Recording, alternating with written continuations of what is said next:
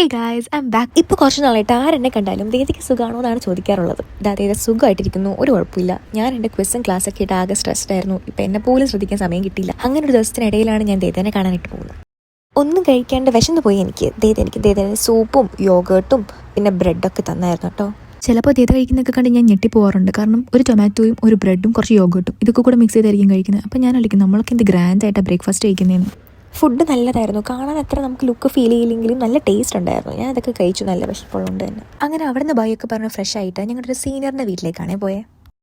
ഇതാണ് ആവണ ചേച്ചി. കണ്ടാൽ പറയില്ലെങ്കിലും ചേച്ചി ഗ്രാജുവേഷനൊക്കെ കഴിഞ്ഞ് നാളെ നാട്ടിൽ പോവാം. പിള്ളേരെ വരുമ്പോൾ ഒരു വലിയ കവറായിട്ട് വരാൻ പറഞ്ഞപ്പോൾ ഇത്രയധികം സാധനങ്ങളുണ്ടെന്ന് ഞങ്ങൾ ഒരിക്കൽ പോലും വിചാരിച്ചില്ല. കുറേ ബുക്സും കുറേ പാത്രങ്ങളും കുറേ മസാലപ്പൊടികളും ഞങ്ങളൊക്കെ കുക്ക് ചെയ്യുന്നത് കൊണ്ട് തന്നെ ഞങ്ങൾക്ക് അതൊക്കെ കിട്ടുന്നത് ഭയങ്കര യൂസ്ഫുൾ ആണ്. ഇത് ചേച്ചി താമസിക്കുന്ന വീട്ടിലെ സ്റ്റെയർസാണ്, ടെറസിലേക്കുള്ള. ഇതാ വ്യൂ, അടിപൊളി വ്യൂ ആയിരുന്നു കേട്ടോ.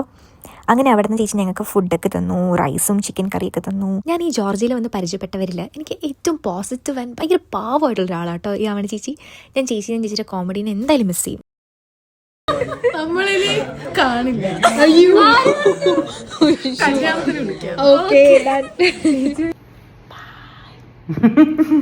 No bye.